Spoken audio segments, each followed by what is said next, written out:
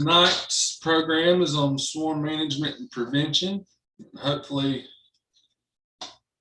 it'll be something that we can all learn a little something from. If anybody has any questions, just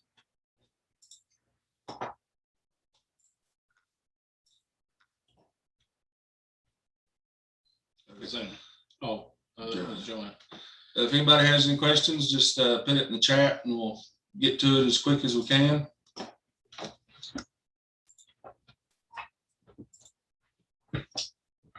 So there's a picture of a swarm I got at the bee yard last year. Pretty big one.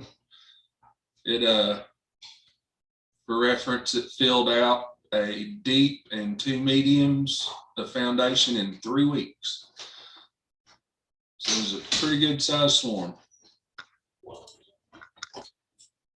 So we'll start with what is a swarm. It can be defined as a large number of bees that leave a hive together to start a new colony elsewhere. And this will consist of the old queen and a large number of worker bees and some drones.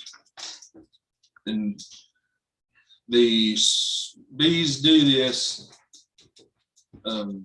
is essential for their survival. They have to do this to pass on their genes and continue generations after itself.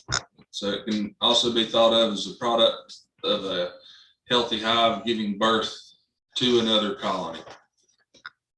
And if you're like me, last year it was the bane of my existence because I probably caught 25 swarms last year between the bee yard and my house. So don't want to do that again. You can have multiple swarms or 2 different types of swarms, not types really, but the original queen can leave, and if you leave enough cells in that hive or there's enough bees in that hive, they can swarm multiple times. With virgin queens, you call those secondary, or anything after that would be called tertiary swarms. And this is mainly brought on by overcrowding and congestion. So here's overcrowding can be too many bees and not enough resources. This reduces the queen pheromone that can be present in the hive because there's too many bees in that hive, reducing the pheromone.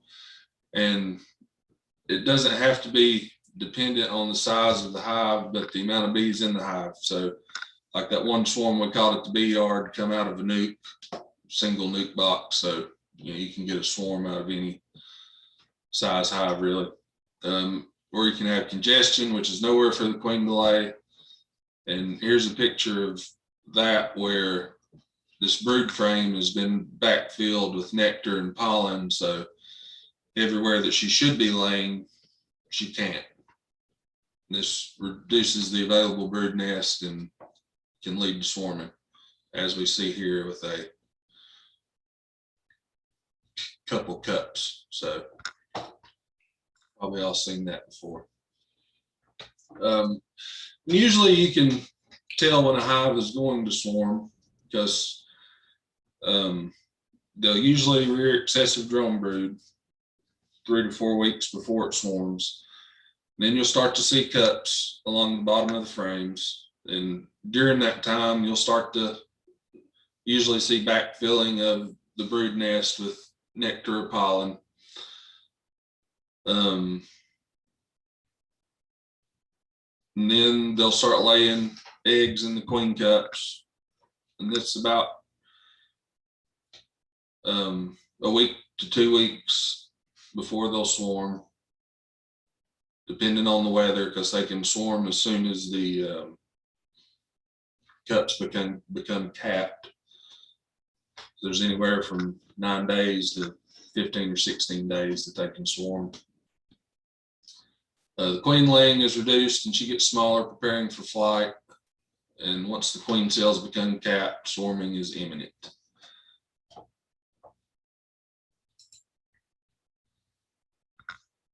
So here we're going to talk about the impact of swarming. So we all want to keep our bees to be able to get the most honey out of them, or I know I do. So that's the biggest impact, is you lose half of your workforce. And in turn, that's going to reduce your honey production, because I talked to Mose today, Mose Cochran, and he said he had I think something like 10 swarms this past week that he had caught. So seems like it always wants to happen right before the honey flow, and you'd like to have your numbers as good as you can have them. And then you can have queen mating issues after the swarm. I know me and several other people last year only had about a 50% success in getting a hive queen right after it swarmed. So that wasn't very good odds. And it can be a nuisance to neighbors. So with all this, we need good management techniques.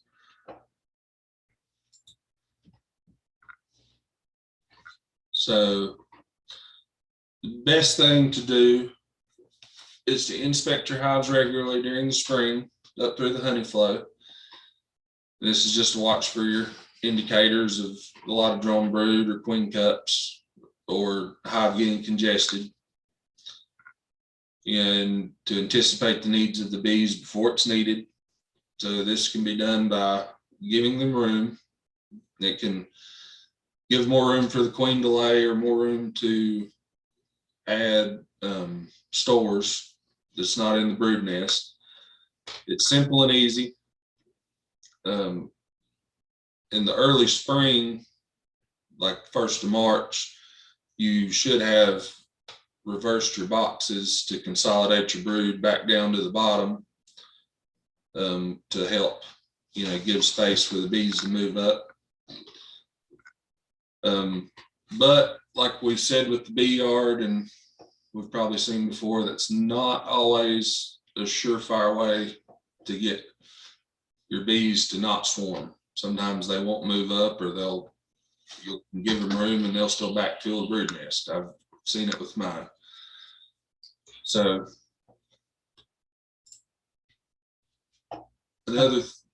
I think the answer is all in the timing, though. True. But even with timing, I mean, I've added boxes 1st of March and still end up in a bad spot a month later. Yeah, I mean, I reversed boxes, and I did a split, changed out 3 frames, and the first one that swarmed, they didn't even fill out those 3 frames that I added, and then they swarmed anyway.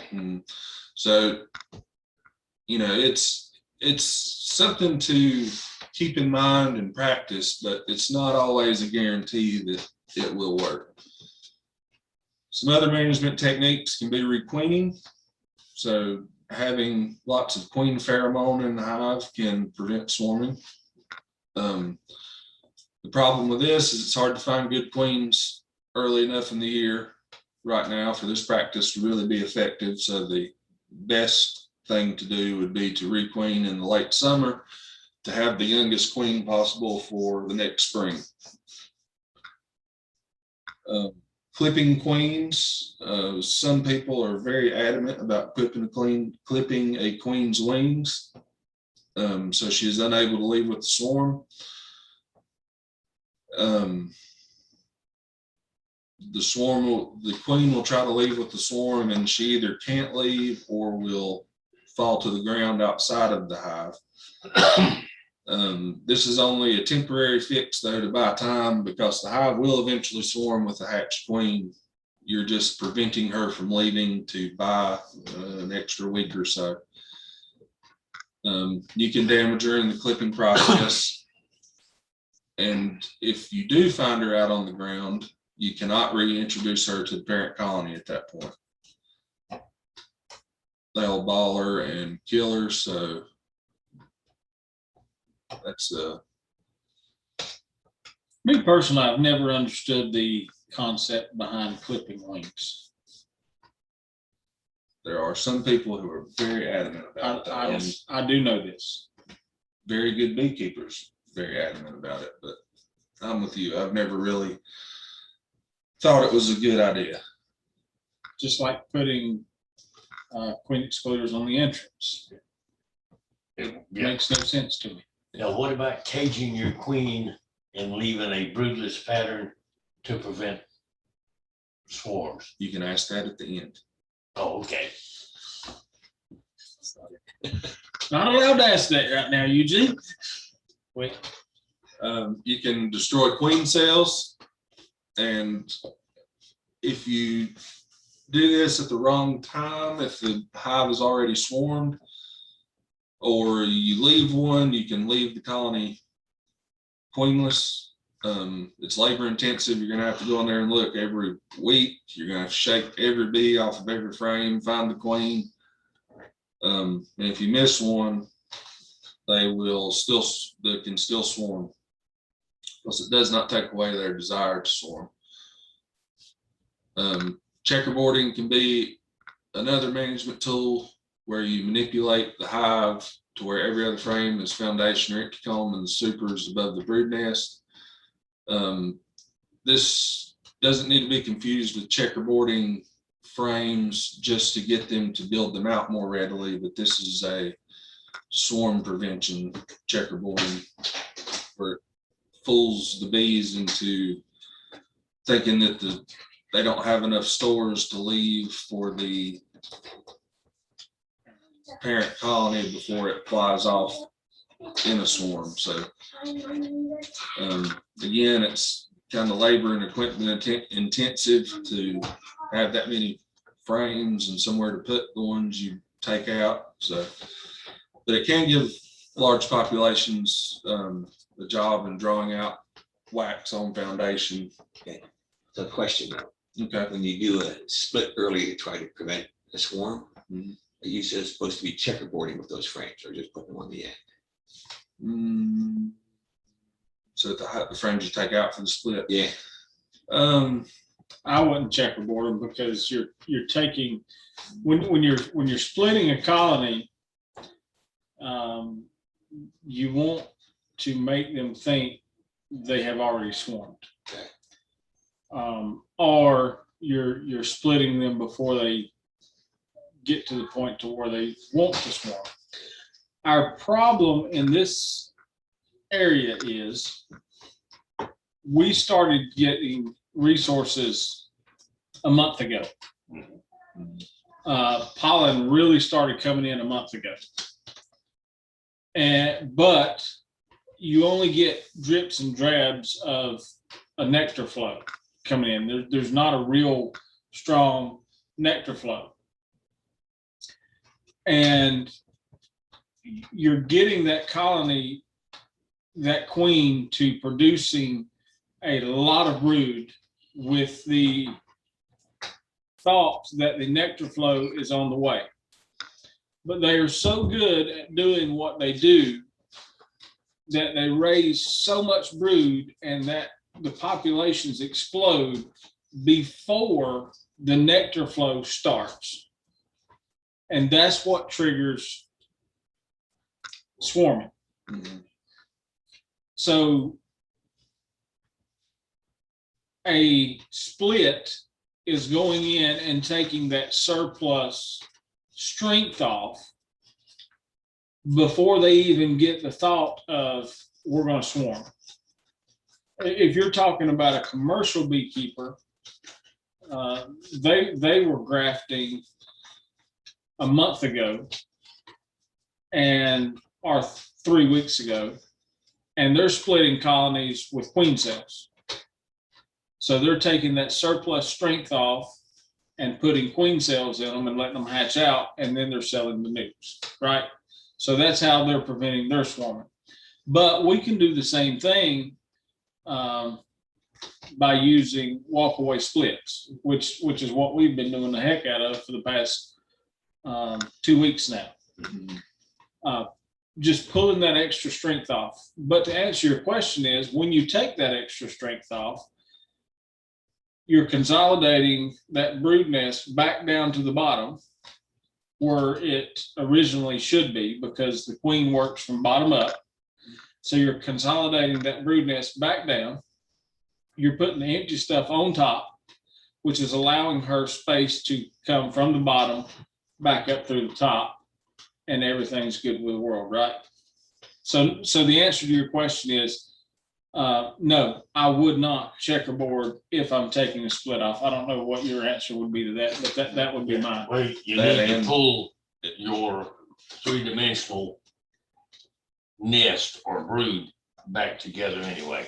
Yeah, So you pull that back together and put your other frames on the outside. And if you have a random cold day in there, you split your brood up and you've taken at least half the bees away from that hive, so they may not be able to, Okay, keep it warm either.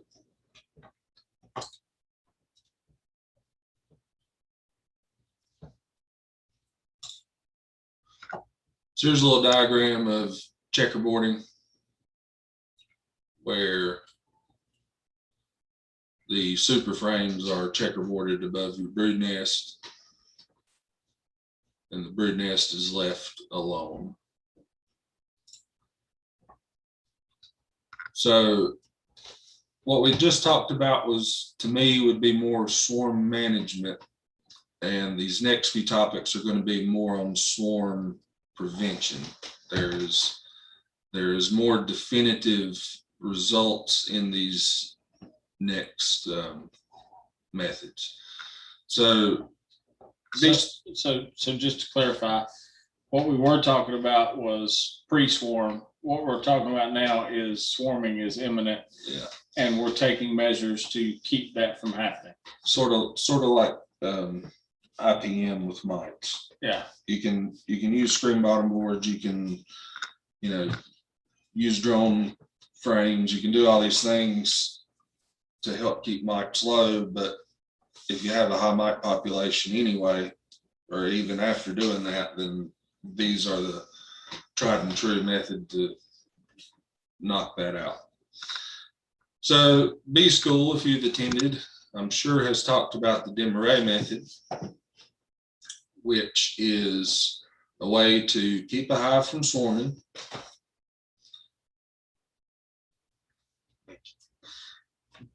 So here you can see in this inspection, we've got a hive with a queen excluder. It doesn't have to have a queen excluder, but you've got queen cells and the queen is still present.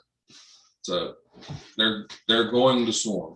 So you can take the queen and a frame of capped brood, not uncapped brood, but it has to be capped brood, and put her in the bottom box with empty drone frames or frames of foundation. Put the queen excluder on, then you're going to put 2 honey supers or deep in between, and all the other brood frames are going to go on top of that hive. The second queen excluder does not have to be there, but if you have extra, you can use it. But you're going to put all the brood frames on top of that hive as far away as you can get them from the queen, and pinch all the cells. After you do that, you come back in a week. The queen has started drawing out the bottom frames in the box that you gave her and laying in those. And then any eggs that were present in the brood frames that you moved up, the bees have likely started making emergency cells with those, and you're going to pinch them as well. And after that, that hive, the top box will think it's queenless and will not have an urge to swarm anymore. And the queen was separated far enough that she's still part of that hive, but is still laying, and you can incorporate that hive back together. Here's just written out kind of everything that I went over. It's a labor intensive method, but it can result in a large honey crop for sure with no loss of bees. We done that to 2 hives at the bee yard last year. 2 colonies last year that was plumb full of swarm cells. It was successful on both, and we ended up getting 2, maybe 3 supers of honey off of both of those hives. where no other hive had a super on it. Right. So it does work. It's just a little labor intensive. You have to have enough equipment to separate and You gotta shake every frame to find the queen cells. Yeah. Yeah. Can you Lose one, you go. can you go back to yeah. So right there in step number 2, the way that's going to look is you should probably set down a fresh box on the bottom. And then all of your other boxes, you're going to be shaking bees into that bottom box. And you're going to be inspecting each frame. If you miss one cell, they're going to swarm.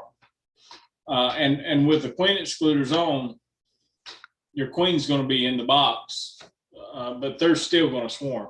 You have to find every cell in that box. If you leave one, it's not going to work the way it should. And once you get all your bees shook off, your frames inspected, you put them up in the top box. And that gets the queen and the brood separated. And that's the way it works. Come back in 7 days and kill your emergency cells. And then, what did you say? After another 7 days, you can reunite? I think you can reunite it after that. I know last year it seems like, we did not use the Sackett queen excluder. And we never reunited, did we? They just probably travel back and forth. Well, no, what they done was they built comb. They backfilled it all by the time it was time Right. to do that. They built comb in both of those boxes and they filled everything full of honey. Yeah. Well, after they've capped all the brood, they can't make one. They can't, yeah, after probably from 5 days on, they can no longer make a queen cell. Yeah.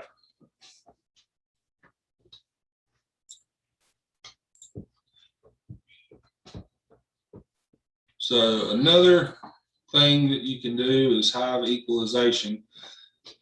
This would be sort of a interim of making splits where you can take your brood frames from any big colonies you have and give it to weaker colonies in your yard, just to give the queen more places to lay and to take the amount of bees out of that hive. And this, just it's splitting everything up even without making extra hives, where what you would do with a split. And if you do this, it also makes managing your yard easier because everything is roughly the same configuration. So all your feeding, your medication, or supering kind of all, happens at the same time for everything. The Robin Hood of beekeeping. Yeah. Take from the rich and give to the poor. It's a good way to put it. So here's a excerpt from Bob Benny that we'll go over. If a colony peaks in population before the honey flow starts, the odds very high for a colony to swarm. If the population peaks just after the honey flow starts, the urge to swarm decreases dramatically. So this sort of a take on beekeeping that my novice experience hasn't really thought about. We always want a high number of bees in big colony to make a lot of honey. But Bob, if you haven't watched any of his videos on YouTube, is very good channel to watch about beekeeping practices. And he describes taking 4 frames of bees and brood in a hive. It will peak in 7 to 8 weeks before the honey flow starts. Or if you have 6 or 7 frames of bees, they'd be ready in about 4 weeks. So this is a good reference, I guess you can call it, to kind of anticipate what that you can have a month or two before tulip poplar would start blooming, which for us would be beginning of the honey flow, right? Yes, How long is that out?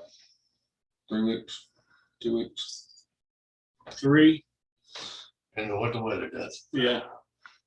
I mean, if we stay like this, it's coming. So, you know, I've come out of winter the past 2 years with really strong colonies, and it's, you know, it seems like that's what I want to do, is to try to have these big colonies to make it, you know, a big honey crop in the spring. But he is a honey producer, and this is his method of going into honey flows. So it kind of shed some new light on the expectation of management, I guess, for me in these early spring months. That goes back to what we talked about a minute ago about, you know, how pollen is coming in way Correct. before the main honey flow starts, which would be right because your bees need to be ready for that. The only problem is that bees are extremely good at what they do, and they peak before the honey flow starts. But we can manage our colonies to where they won't peak until that flow starts. And that's why I keep going back to timing.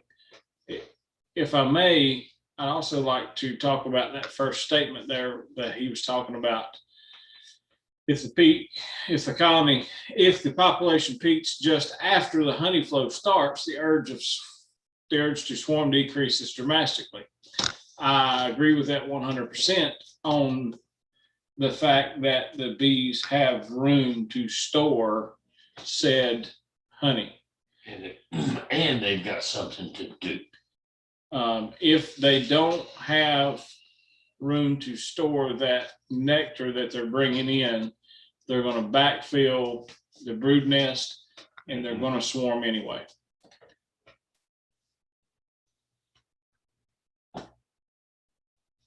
I'm sorry. No, you're good. So from his experience, if you can make it a week into the honey flow, or stage your bees to peak a week or so into the honey flow, that's the best way to yield large honey crops and not have swarms. So we can split and depopulate hives. It's a good way to increase your apiary. You have to have a lot of equipment, and you get very high odds to prevent swarming. The only issue that I've really run into people with this method, which is probably the best method, is some people don't want 20, 30, 40 beehives. So that's the only big negative of making all these splits. If you have multiple hives, is you've got to do something with them. So, you know, you can always sell them or give them away to new beekeepers, or keep some of them in nuke boxes. But I hear that from a lot of people, that they just want a few hives, and, you know, you tell them that this is a good way to keep their hives from swarming, and they just kind of like, I don't want any more. So that's just something that you've got to decide through. Another thing you can use is a double screen board or a snail grove board, and this is a take on splitting hives. And we won't watch the video. I put a link here. I should have put the title of the video, but it's on Bob Benny's channel. It's called Using a Double Screen Board. It's a very good video to watch on how to use a double screen board to shake all your bees down and make splits. And even something that I'd never thought of was if you do have a hive that swarmed, you can take and put queen cells above and below this divider, and you can double your chances of getting a queen out of the same colony. Where last year, if we were 50% acceptance on getting queens after a swarm like most of us were, you know, that percentage could have been a lot higher just using that method alone. So if you've got time, look him up on YouTube. It's very interesting. So in conclusion, proper management can help prevent swarms. Inspect hives regularly until the main honey flow starts. What's the time frame for what you call regularly? Before honey flow, Yeah. every week. Yeah, week to 10 days. Okay. Must be able to recognize the signs of swarming, anticipate what the bees need, or whichever method you choose to employ. Once the hive has decided to swarm, it's nearly impossible to keep from swarming using several of those management techniques, and use different combinations of the methods that we've talked about, and you can find what works best for you. Let me elaborate on what I just said to Carrie. Carrie asked, what is What does regularly mean? yeah, regularly. And I said, if it before the honey flow, every week. And that would be correct if you haven't taken any proactive measures to keep swarming from happening. For an example, Chad and I went into hives last week and took a bunch of splits off of them. And we took a significant amount of resources away from those hives. Now, when you do that, I don't think it is necessary probably to go back into that hive for a couple of weeks, because you've busted them down pretty good. Now, if you've not done anything, then yes, every week. And another really neat trick on swarming is the next one. Questions? Yeah. Can we X out of this? Sorry.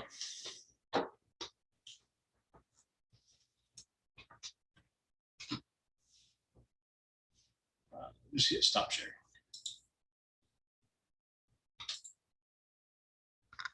Okay. Another really good technique to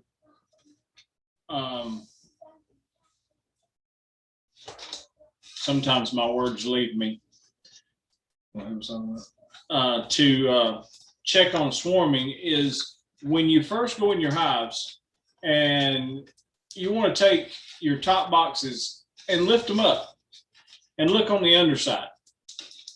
That underside will give you a really, really good understanding of where that hive is, where it stands on swarming. For example, we went into a hive yesterday over at the bee yard, and we lifted all the hives straight up and looked from the underneath side, honey supers and everything. We got to one, and I bet on that one box there were 25 queen cups on the bottom from side to side.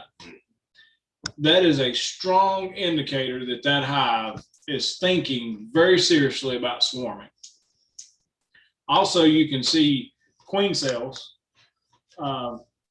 pretty quickly from the bottom, and you can also tell the hive strength looking from the bottom up, because you can see in between those frames a lot easier than you can from the top down.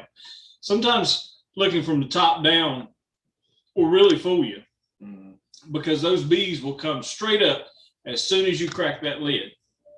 And sometimes it gives the illusion that there's more bees than what's really there.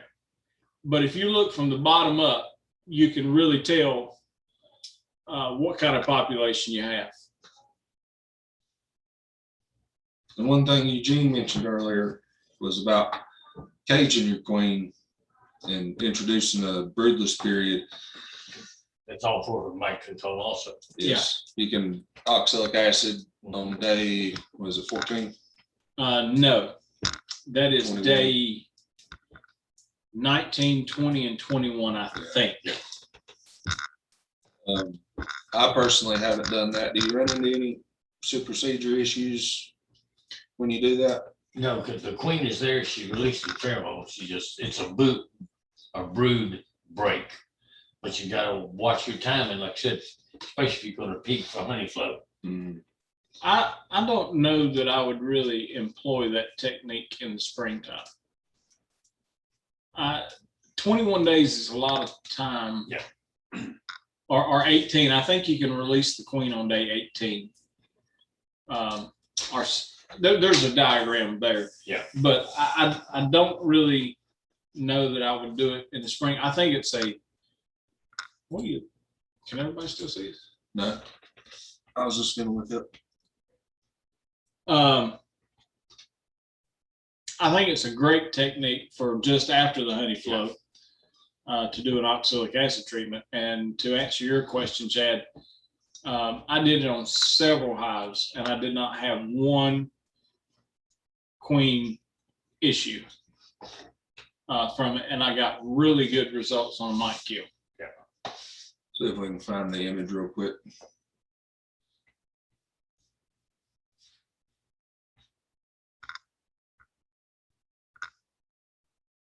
I know exactly what it looks like. Yeah, I do too. I can draw you a picture. And none of them are it. Cage queen for varroa mite.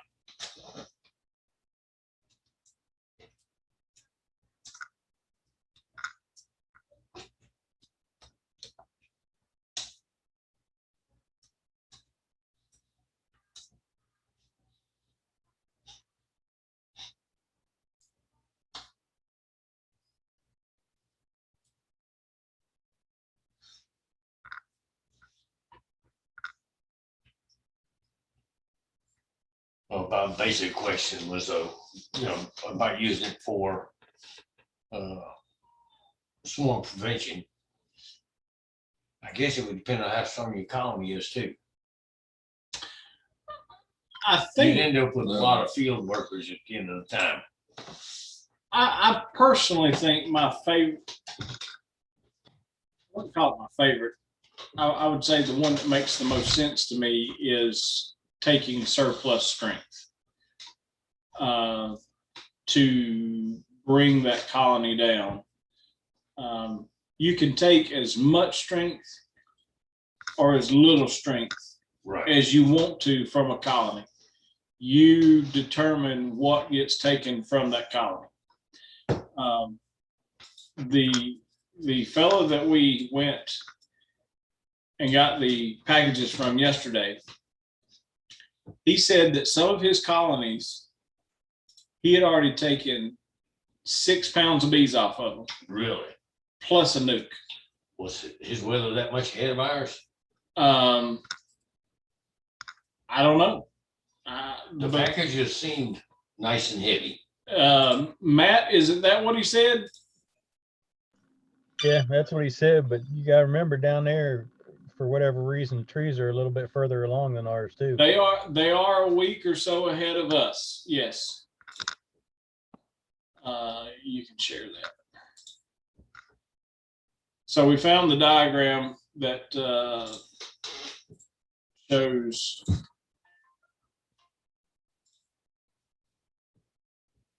so there's the diagram for if you want to cage your queen for treating for mites with a queenless colony. Cage her for 14 days and then treat on day 20, 21, and 22.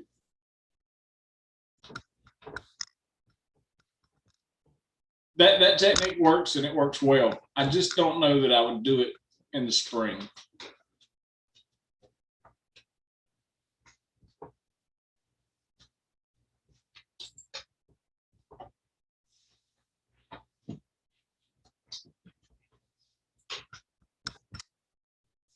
Anybody got any questions?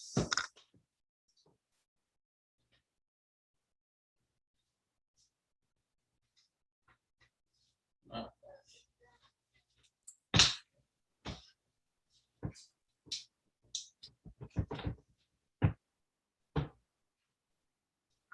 guess everybody's clear. Nobody got any questions? Oh, not here. Uh-oh, Rhonda, she's fixing to unmute here. And I'm sorry, I had to go out there because we just had to go move a box from a swarm that I caught earlier today. So I missed the last part of that, but we've had 4 swarms in the last 2 days. Question, did you do anything to try to prevent? I did splits 2.5 weeks ago. Okay, when you say you done splits, I took the queen out of 2 hives and put her in a box with no brood and bees. okay, so you, obviously you already had queen cells. Yes. Okay, And one hive, I had 5 hives going into this. One hive, it's not a big colony, and there was no queen cells, and I didn't do anything to it. I had one hive that had a lot of bees in it. I didn't see any queen cells, and they didn't have much drone brood, so I didn't do anything to it. The third one had just a couple of queen cells, but it had drone brood, and I took the queen out of that and moved her and bees into another box and left the queen cell in the original box. so when you say drone brood, you're talking about excessive drone brood? They had put drone brood up into the super box. Okay, I considered that a little excessive. yes, yes. The other one had tons and tons of bees in it, had 3 or 4 queen cells, 2 of which were already capped. I moved the queen out of it to another box with no brood and bees, and took one of the frames that had queen cells and moved it with bees into it. So I did 2 splits out of that one. I know last year I run into the same problem. I come out of winter with 4 hives. 2 or 3 of them were going to swarm. I took splits off, but I could have took another split off. I just, didn't like to walk away, but I left every cell in those hives. And 12 queen cells probably in each one at least. And I still had to go catch swarms for the next week. So one thing I've read or heard people doing is whenever you do a split, remove all but 2 or 3 queen cells. Well, I mean, the more queen cells that you leave in a hive, the higher your chances are to getting a sacket cast of a swarm. Mhm. The book tells you that when that first queen hatches out, that she goes around and she kills all the other queen cells. I'm here to tell you that don't. It may happen sometimes, but more often than not, you're going to wind up getting a cast of more than one swarm off of that hive, just like you did, because you artificially swarmed their hives, right? Right. And you left queen cells in the original box, Yes. which is exactly what the book tells you to do. Well, And that's what you did to them last year, so that's why I did it this year. Right. And, but you left multiple queen cells in there, correct? Last year there were tons of queen cells. this year there weren't that many queen cells. The one box that had, like 4 queen cells that I saw in there, I split that out so that like 2 were in one box and 2 were in the original box. So you had 2 queens, 2 queen cells per box. Right. Right. So, and this is a problem that we wound up with at the bee yard last year, is they kept swarming until there was no queen left in the box. Yeah. I mean, they swarm after swarm after swarm, and there was no queen left to come back. I think if we do not want to chase swarms, I think we're coming at this at the wrong angle, and we need to start beekeeping earlier and taking splits earlier to keep them from drawing those queen cells to start with. Because once they start drawing those queen cells, that's when all of our aggravations happen. Yeah, their pheromones, everything changes. They get in the. They just, they're in that mode, and it's hard to get them out of it. Versus if we start splitting and taking surplus strength beforehand. Now, that also leaves you with, well, that's going to be a super seizure cell or an emergency cell. And that is correct. But, and there's a chance it won't come back. But your odds just went up when you take that strength off, that you're going to decrease your swarming, and your odds just went up that you're going to expand your apiary as well. So there's 2 pluses, and I don't see a minus here. So it just makes sense in my head, but I'm simple-minded too. Well, I have a swarm right now that's in a tree about 30 feet up. If somebody's got a bucket truck and wants to come get it. Well, now I can tell you that what Albert would tell you to do would be to shoot it with a shotgun. If he was here, that's exactly what he would tell you to do. I talked to some people the other day, and that's what they did. They had to shoot it twice before they killed the queen and a bunch of other bees. But they were from another group, and they shot it out with a shotgun. So shooting it with a shotgun, what you're trying to do is kill the queen, and the thought is that all the other bees will come back to the original hive. Yep. And they still go leave on the secondary swarm though. Well, sure they can. I was going to say, last year when we were having all that swarming, I had a swarm. I went through it. I got the queen out of it. I put the bees back in the box that it came out of because I watched them come out, and they still swarmed again. This is your 3rd year of swarming, right? Yes. Yeah, because 3 years ago you were coming over here getting nuke boxes to put swarms Right. in. I remember that. Yep. I'm out of equipment. Welcome. Yep. Hey, we all do it. And listen, the best beekeepers, you're still going to have swarms. If you've got bees, you're going to have swarms. But I also think that with good management practices, we can reduce those tendencies in our bees. And it also comes back to genetics. You know, most of us are running Italian bees. Italians, if you look them up on the chart, are extremely high for swarming tendencies.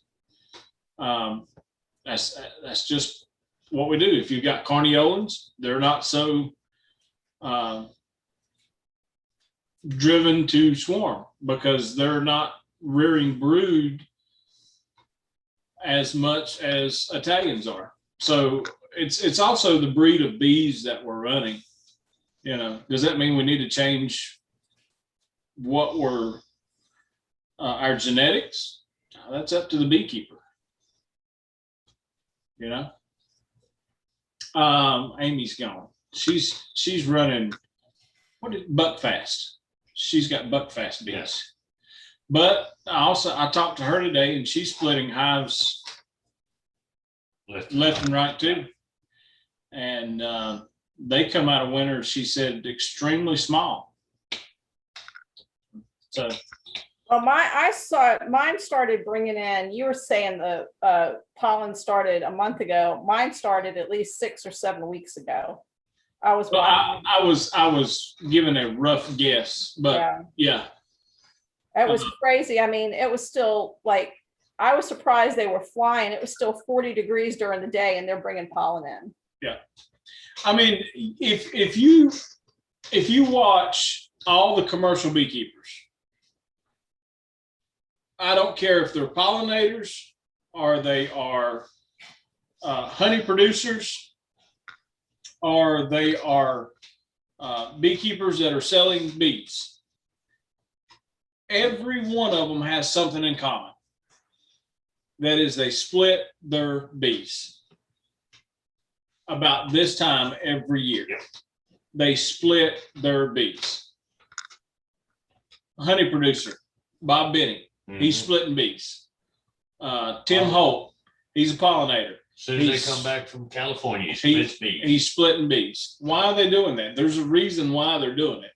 You know, it is lucrative for them, but it's also preventing those colonies from swarming or bringing that tendency way down. You know, they're still going to have swarms, but instead of the whole apiary swarming, maybe they only got 5% that'll swarm versus 95%. David, good to see you, man. Glad you made it. Yeah, he's muted. But or sleep. did that answer all your questions? Yeah, the only other thing I was going to say is I did the 5 oxalic acid treatments last fall. And when I was taking the hives apart, of course, I was opening a bunch of drone brood that they had built between the hives, between the boxes and everything. And I didn't see any mites in any of the drone brood that I went through. I probably went through 50 drone brood cells. Good. That's good. Oh, well, I've got a 28-foot ladder if you want to come get it to get that swarm out. I don't. You got a shotgun? If you want to come get it. No.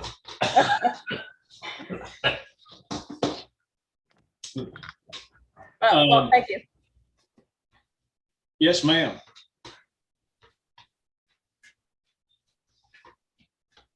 There was a point I was going to make and I lost it. It's tough getting old, you know. Everybody. What you did, you looked at Eugene and forgot everything else you were thinking about. That's it.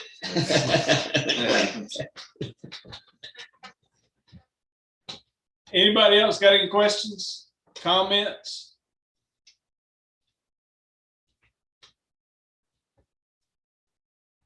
Does anybody have any topics that they would like talked about in the next several months? Anything? Picnic. Food, that's right. That's what I want to talk about. Anything specific that we can try to get lined up, or?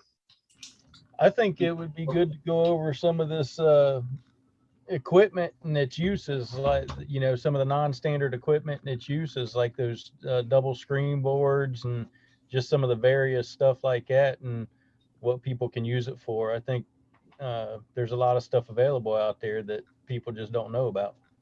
That is true. I know somebody can make some of that stuff too. Yeah, I've heard of a guy or two that's doing that.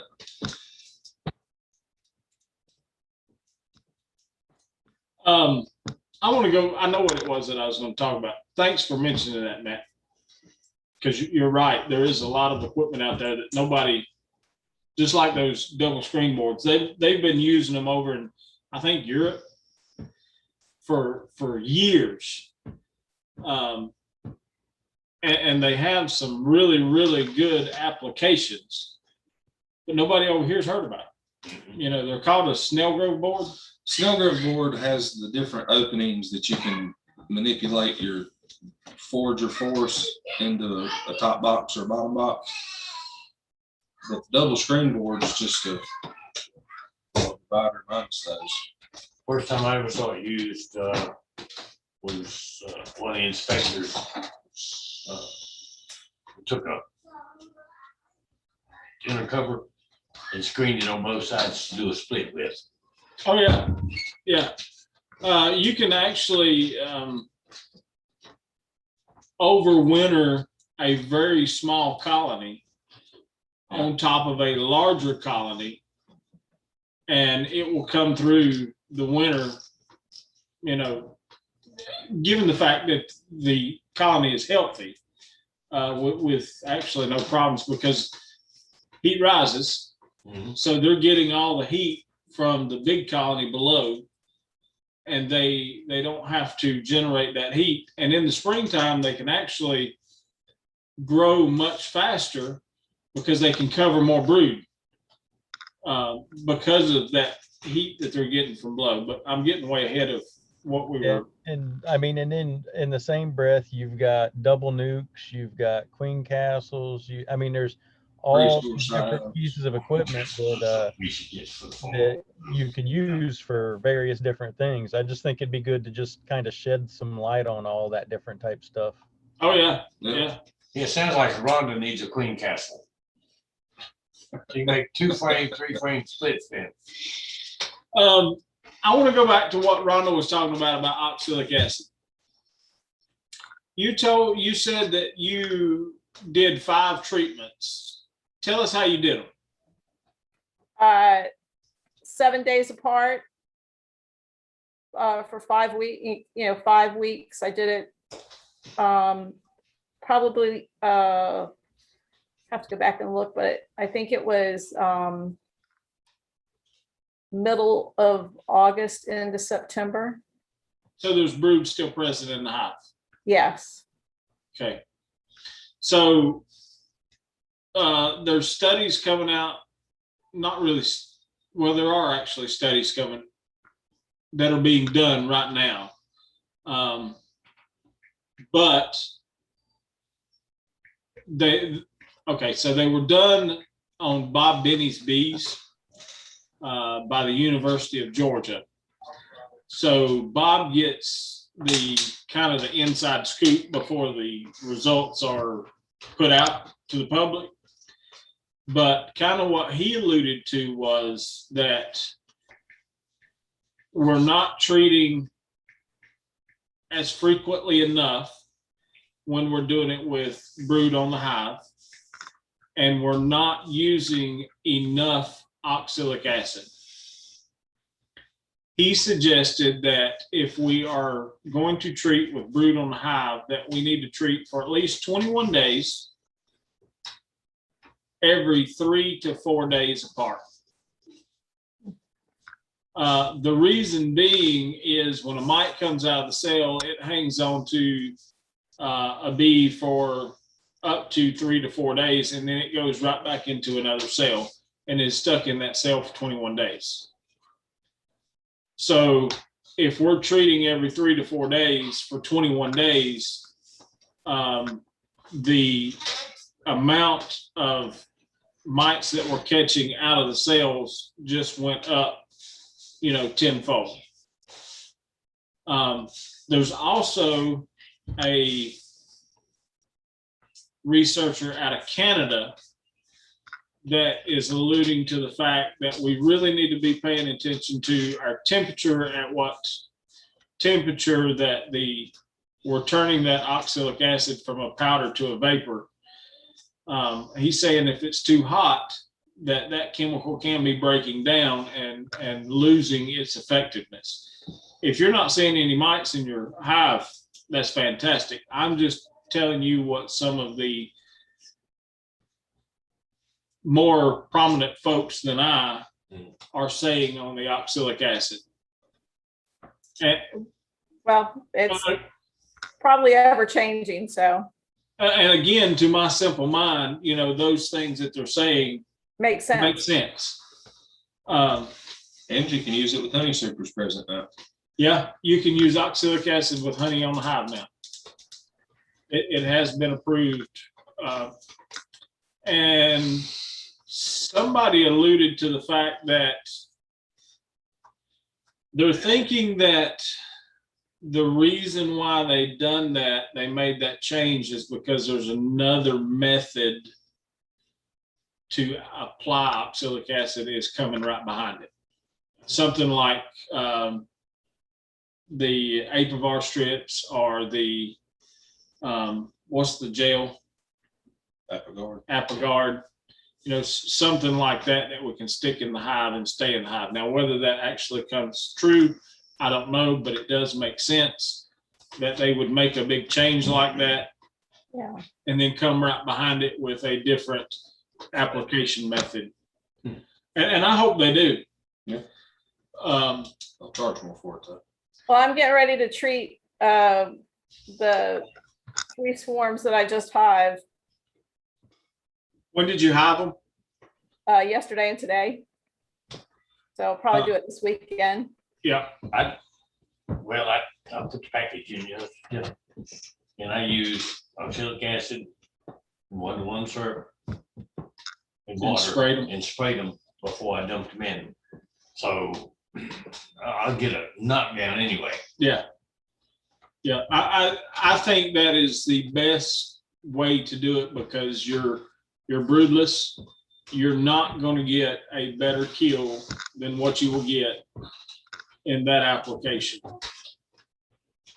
That's what I did last year when I had all those swarms and, caught them, and it seems to have worked well. So, well, I mean, if you think about it, somebody could argue with you and say, well, you're not treating the rest of your hives, and you're not. But if you can kill off most of your mites in one hive, that is mites that are not reproducing and causing an explosion in your entire apiary. So for every mite you kill over the life cycle of that mite, how many mites are you preventing from being inside your apiary? That's the way I look at it. So I think, that's what the more that I can kill, the better. So, and oxalic acid, it doesn't hurt your hive. It doesn't hurt your bees. I think it's perfect.